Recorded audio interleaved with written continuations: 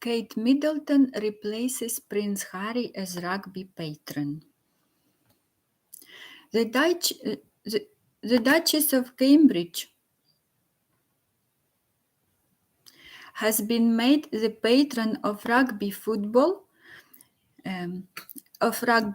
League and Rugby Football Union.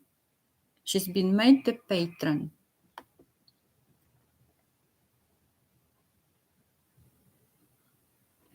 The Queen has passed on the duties which were once held by the Duke of Sussex.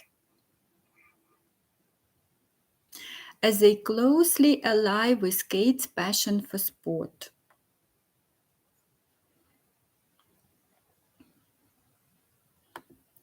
Kate has been known for her sporty side, having previously played hockey and tennis from a young age.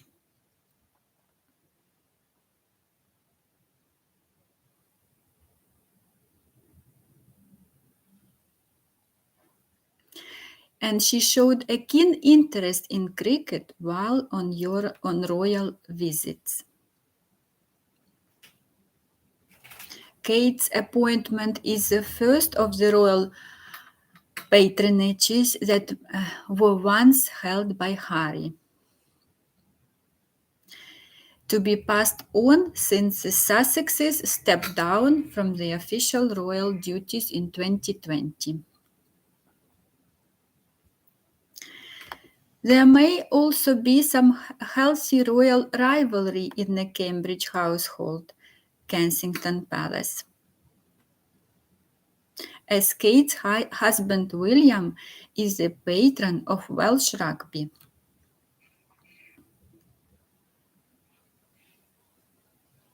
The new patronages will add to Kate's collection, as she already serves as an All England lawn and tennis croquet club, royal patron, and patron of the youth sports educational charity Sports Aid and 1851 Marine Trust. So that's the news from Independent.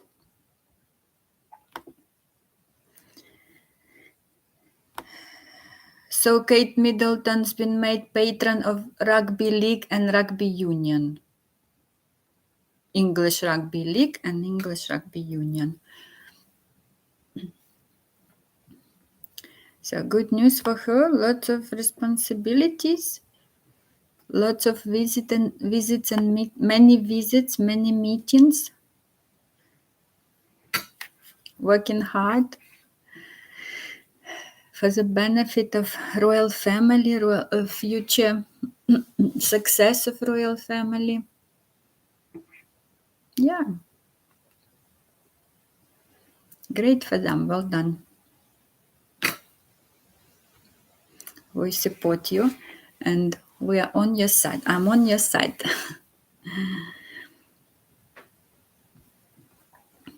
So what's the next one?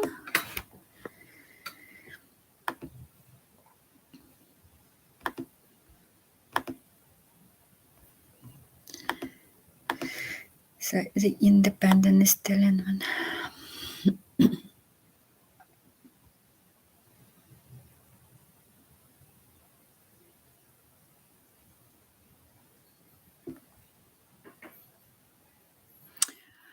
Winter Olympics.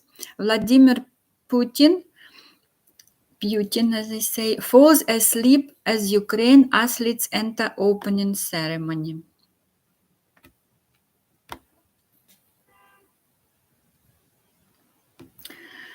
Vladimir Putin appeared to fall asleep as Ukrainian athletes entered the opening ceremony at the Winter Olympics. The Russian president was in attendance at the Beijing National Stadium, but as cameras cut to him, he was seen laying back with his eyes shut. Tired, very tired. Mr. Putin did wake up after a few moments, but his ill-timed moment of rest was broadcast live around the world. While the president watched Ukraine's athletes parade at the Winter Olympics, tensions continued to rise in Eastern Europe, with 100,000 Russian soldiers amassed on the border between the two countries.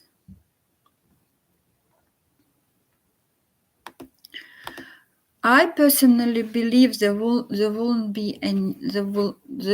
will not start. I believe these are just threats and manipulations and political games, and I want to hope for the future, for a happy future, that there won't be any damage done like this. This really has to be peaceful. I believe in peace, and I believe they will agree. I really believe that in that.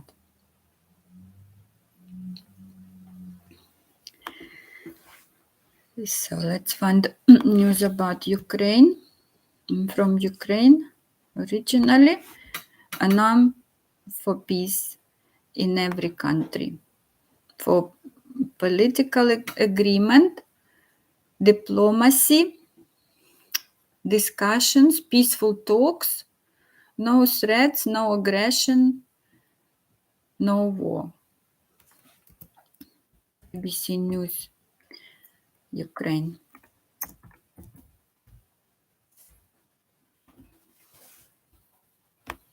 This will be the last one for today.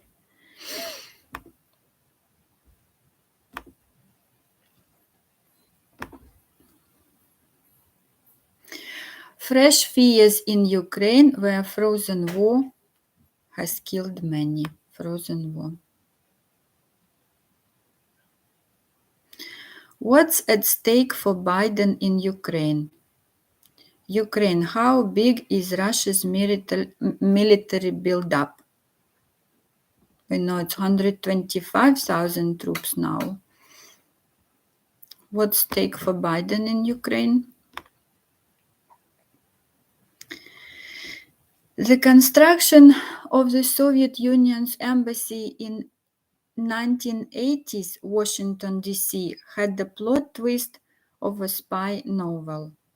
The FBI tunneled underneath the building to eavesdrop on Russia,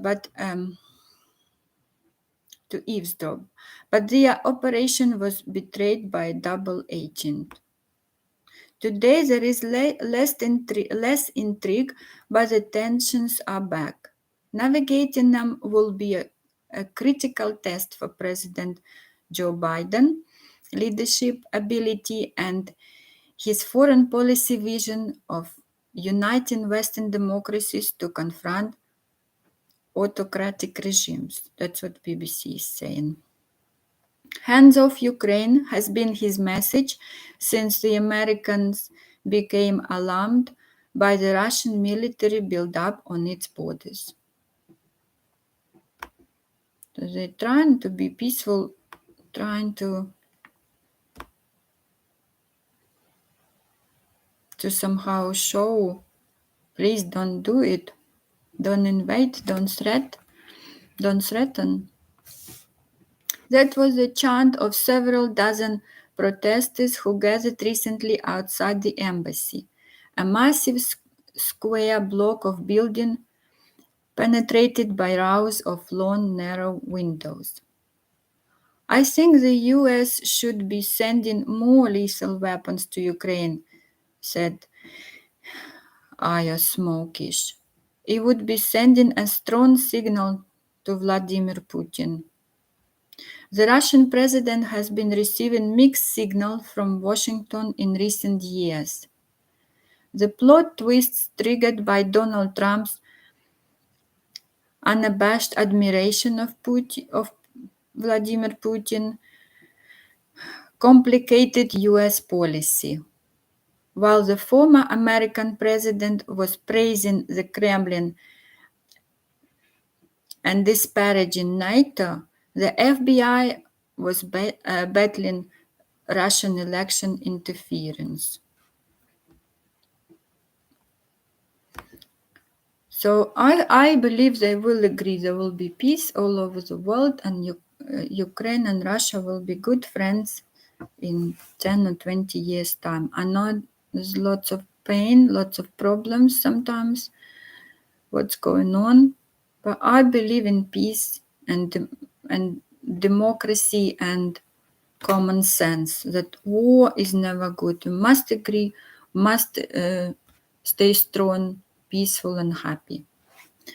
Всем я желаю, что Украина, я считаю, что Украина с Россией будут хорошо дружить, и это такой временный конфликт, и никакой войны не будет, все будет хорошо, никакой эскалации поугрожают и перестанут. Я считаю, ничего не развернется, и все будет хорошо.